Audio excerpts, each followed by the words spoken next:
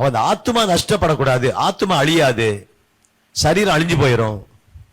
அழிந்து போகிற உலகத்துக்காக வாழல, அழியாத ஒரு உலகம் இருக்கு, இன்னொரு வாழ்க்கை இருக்கு, அங்க நிரந்தரமா வாழ போறோம். அது அநேகருக்கு தெரியாது. இதை நீங்க டெய்லி ஒருவருக்கு ஆகிலும் சொல்லணும். ஒரு அலையில சொல்லுங்க, எங்க போனாலும் டெய்லி ஒருவருக்கு ஆகிலும் சொல்லணும். இதுக்குதான் கர்த்தர் உங்களை ரட்சித்தாரு. என்ன ரட்சித்தாரு? நாம் ரட்சிக்கப்பட்டதின் நோக்கமே, நாம் ரட்சிக்கப்பட்டது, அல்லது இப்படி எழுதிக்கலாம், நான் ரட்சிக்கப்பட்டது மற்றவர்களை ரட்சிப்புக்குள் நடத்த. மற்றவங்களை ரட்சிப்புக்குள்ள நடத்தத்தான் நான் ரட்சிக்கப்பட்டேன். அப்ப நான் ரட்சிக்கப்பட்டிருக்கிறேன் என்ன அர்த்தம்? என் வாழ்க்கையில மாற்றம். இப்ப என்னை மாற்றினவர், அந்த மாற்றத்தை அவர் உங்களுக்கும் தருவார் என்று சொல்வதற்கு என்னை பிரதிநிதியா, ரெப்னு சொல்றாங்கல்ல, ரெப்ரசன்டேட்டிவ், மெடிக்கல் ரெப்ரசன்டேட்டிவ் வராங்க பாருங்க. ஒரு பேகை தூக்கிட்டு, ஒரு டையை கட்டிக்கிட்டு, வீடு வீடா வராம ஒரு கடையா ஏறி இறங்குவாங்க. என்ன சொல்லலாம்? சார் இந்த மெடிசன் வாங்குங்க சார், நல்லது சார், இவ்வளவு ஆஃபர் இருக்கு, இது இருக்கு, அது இருக்குன்னு ஒரு டையை கட்டிக்கிட்டு பேகை தூக்கிட்டு கடையா ஏறி இறங்கி பேசுறாங்க பாருங்க. உங்களை என்னை ஆண்டவர் இந்த பூமியில அவருடைய ரெப்ரசன்டேட்டிவா வச்சிருக்காரு. கை வைத்து ஒரு அல்லேலூயா சொல்லுங்க. அவருடைய ரெப்ரசன்டேட்டிவா நம்ம இருக்கிறோம். we are representing heaven.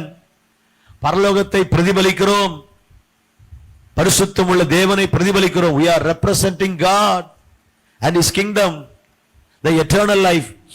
அந்த நித்திய வாழ்க்கை இந்த பூமியில நம்ம பிரதிபலித்து அந்த நித்தியத்துக்கு மக்களை ஆதாயப்படுத்துறோம். அதுக்கு நிறைய வழி இருக்குன்னு எல்லாரும் சொல்லுவாங்க. நிறைய வழி இல்ல, ஒரு வழிதான் இருக்கு. அதுலதான் மத்தவங்களுக்கு நமக்கு பிரச்சனையா இருக்கு. எந்த வழியில போனா என்ன சார் சொல்லுவாங்க, எந்த வழியில போனாலும் வேலைக்கு ஆகாது, ஒரு வழியில தான் போக முடியும், இயேசுதான் அந்த வழி. இதனாலதான் மக்கள் நம்மள மேல கோபப்படுறாங்க. ஆனா அதுதான் உண்மை, அதுதான் உண்மை. இத சொல்றதுக்கு நமக்கு தெம்பு வேணும். இத சொல்வதற்கு நீங்க தத்துவங்கள்லாம் படிச்சுட்டு வர வேண்டாம். You don't need to learn point number 1, point number 2, point number 3, point number 4 ன்னு நீங்க 4-5 பாயிண்ட் எல்லாம் சொல்ல வேண்டாம். உங்க வாழ்க்கை தான் சத்தியம், உங்க அனுபவம். your life is your message. தேசத்தந்தை காந்தியடிகளை பார்த்து கேட்டாங்க, இந்த தேசத்துக்கு என்ன சொல்ல போறீங்க, இந்த நாட்டுக்கு நீங்க சொல்ற செய்தி என்ன? what is your message for this nation? What is your message for this nation? இந்த தேசத்துக்கு நீங்க சொல்லும் செய்தி என்ன? அவர் சொன்னாரு, my life is my message. What I do I preach, what I don't do I don't preach. நான் என்ன செய்தறோம் அதை மட்டும் சொல்ல போறேன், நான் செய்யாதது சொல்ல மாட்டேன். என் வாழ்க்கை தான் என் செய்தி. இயேசு இதைத்தான் சொன்னார், நீங்கள் எனக்கு சாட்சிகள். ஒரு வசனம் படிக்கலாமா? அப்போஸ்தலர் 1ஆம் அதிகாரம் 8வது வசனம்.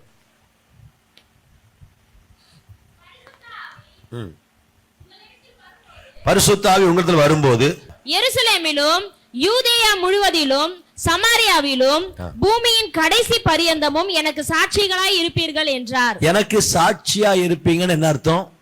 என் சார்பா உங்களை நான் அனுப்புறேன்,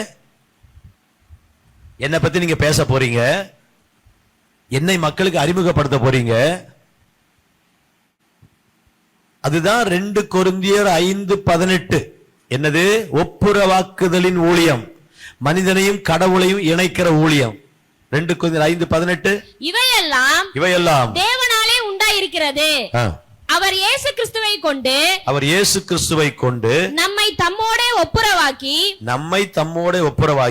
ஒப்புரவாக்குதலின் ஊழியத்தை எங்களுக்கு ஒப்புக்கொடுத்தார். நல்லா புரிஞ்சுங்க, நம்மள ஒப்புரவாக்கிட்டாரு. இப்ப நம்ம அவருடைய பிள்ளை ஆயிட்டோம். கரெக்டா? பாவியா இருந்தோம், அவருக்கு தூரமா இருந்தோம், சபைக்கு தூரமா இருந்தோம், அவரை தெரியாம இருந்தோம், அவர் யாருன்னே தெரியாம இருந்தோம். இப்ப நம்மை அவரோட ஒப்புரவாக்கினாரு. he has reconciled us. நம்மள அவருக்கு ஃப்ரெண்ட் ஆக்கிட்டாரு. நம்மள அவரோட நெருக்கமா கொண்டு வந்து அவரோட ஒப்புரவாக்கி நம்மள அதோட விட்டுறல. அடுத்த வரி, ஒப்புரவாக்குதலின் ஊழியத்தை எங்களுக்கு கொடுத்தார். படிங்க வசனம், படிங்கம்மா. இவையெல்லாம் தேவனாலே உண்டாயிருக்கிறது. அவர் இயேசு கிறிஸ்துவை கொண்டு நம்மை தம்மோடே ஒப்புரவாக்கி நம்மள அவரோட கனெக்ட் பண்ணிட்டாரு. திராட்சை செடியோடு கொடியாக நம்மளை இணைச்சிட்டாரு. இப்ப நாம மத்தவங்களை இணைக்கணும். அதுதான் ஒப்புரவாக்குதல் ஊழியம். ஒப்புரவாக்குதல் ஊழியம் என்பது we are bringing others to Christ. நாம இயேசுவாண்ட வந்துட்டோம், இப்ப நம்மளால மத்தவங்க இயேசுவாண்ட வரணும். அப்ப ஆண்டவருக்கு அவங்க சத்துருக்களா இருக்கிறாங்க. பாவம் செய்கிறவன் பிசாசுக்கு அடிமையாயிருக்கிறான், அவன் தேவனுக்கு சத்துருவா இருக்கிறான். ஒரு எதிரிய ஒரு சிநேகிதனா மாத்துறோம். நம்மளை ஒப்புரவாக்குனாரு, நமக்கு ஒரு ஊழியத்தையும் கொடுத்திருக்கிறார், அதான் பொறுப்பு.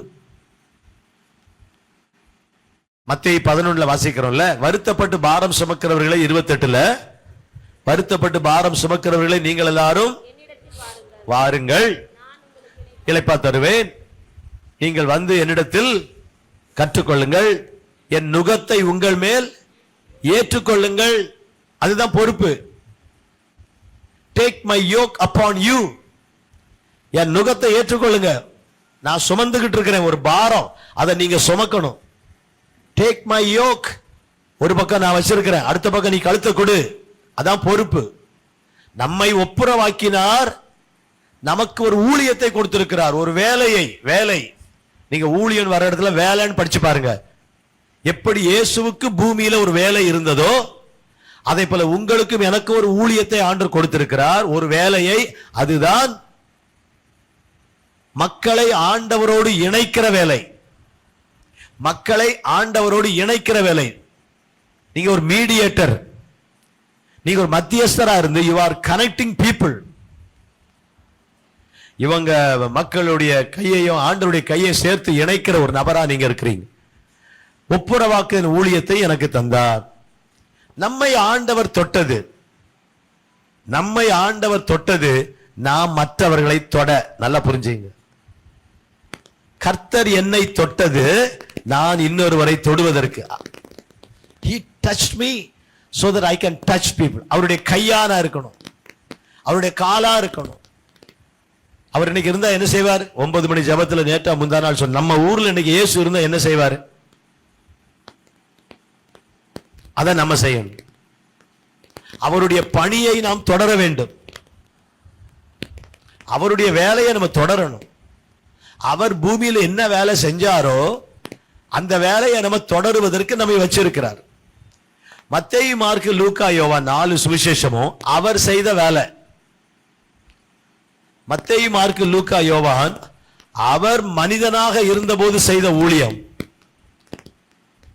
அப்போஸ்தலர் நடவடிக்கைகள் அவர் பரலோகம் போன பின்பு அவருடைய சரீரம் என்கிற சபை மூலமாய் செய்த ஊழியம். இப்படி சொல்லலாம். மத்தேயு, மார்க்கு, லூக்கா, யோவான் அவர் சரீரத்தில் இருந்தபோது செய்த ஊழியம். in his physical body. இயேசு சரீரத்தில் இருந்தபோது செய்த ஊழியம் மத்தேயு, மார்க்கு இல்லையா? அவர் பிசிக்கல் பாடியில சரீர பிரகாரமா இருந்தபோது மத்தேயு, மார்க்கு, லூக்கா, யோவான் அவர் சரீரத்தில் இருந்தபோது செய்த ஊழியம். அப்போஸ்தலர் நடவடிக்கைகள் அவருடைய சரீரமாகிய சபை மூலமாய் செய்கிற ஊழியம்.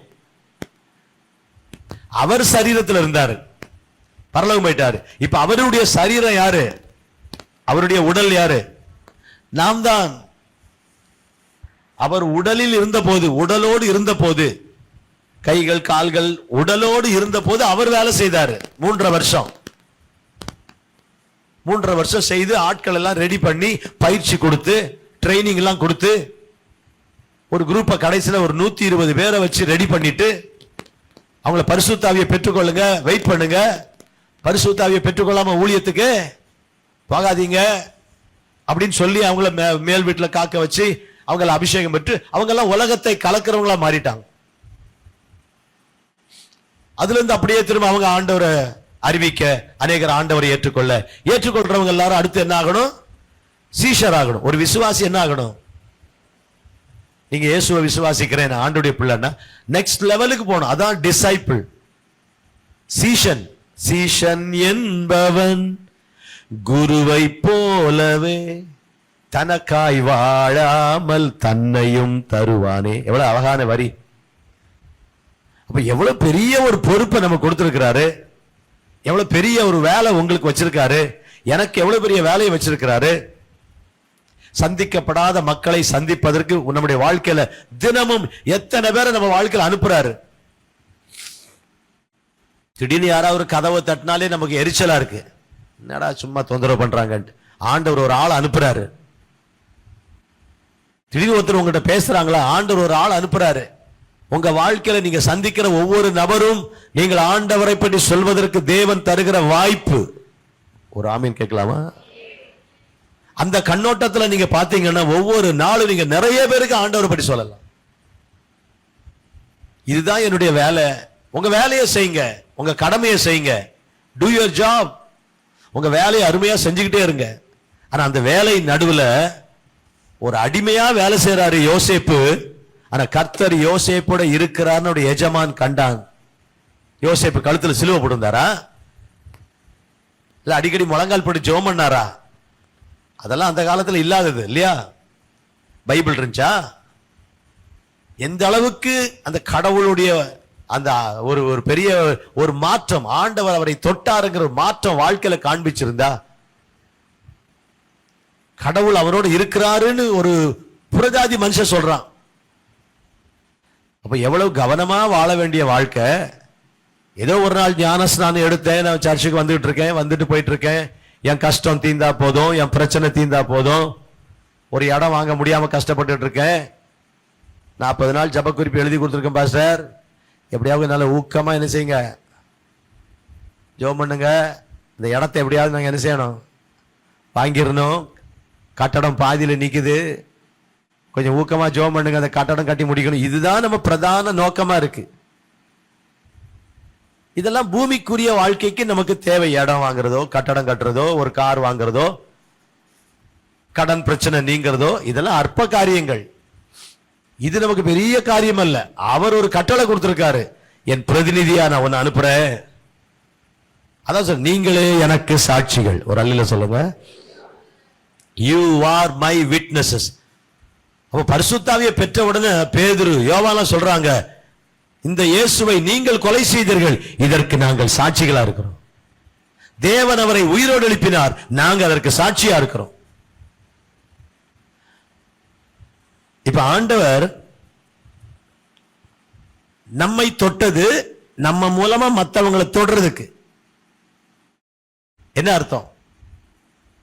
நம்மளை தொட்டாரு, நம்மளை மாத்தினாரு, இப்ப நம்ம மூலமா மற்றவங்களை தொடுறாரு. அதுக்கு நம்ம என்ன ஒரு எங்கேயாவது ட்ரைனிங் எடுக்கணுமா? இல்ல.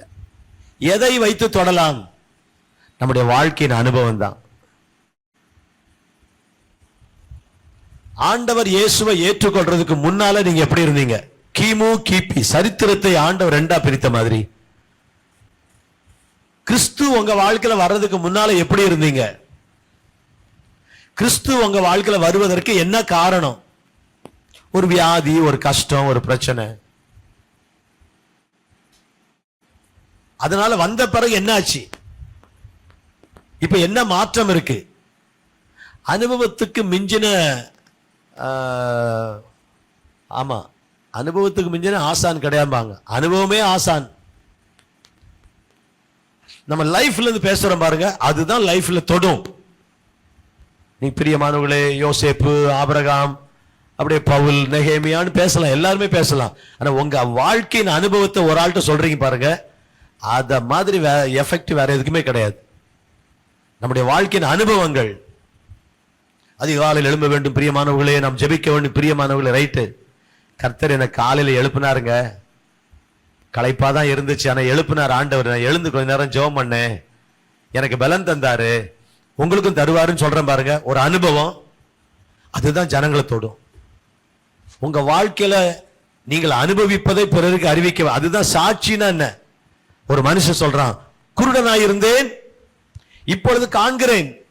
யார் என் கண்ணை திறந்தது? இயேசு. முன்னால எப்படி இருந்தேன், இப்ப எப்படி இருக்கிறேன், இதுக்கு காரணம் யாரு? இயேசு. அவ்வளவுதான், முடிஞ்சு போச்சு. 3 வரி. கிறிஸ்துவுக்கு முன்னால எப்படி இருந்தேன்? குருடனாயிருந்தேன் சொல்கிறான். குருடனாயிருந்தேன், இப்பொழுது காண்கிறேன், கண்ணு திறந்துச்சு. எப்படி? யாரால? இயேசு. இதை யார் மறுக்க முடியுங்க? யோவான் சுவிசேஷத்துல படிச்சீங்க நீ இல்ல?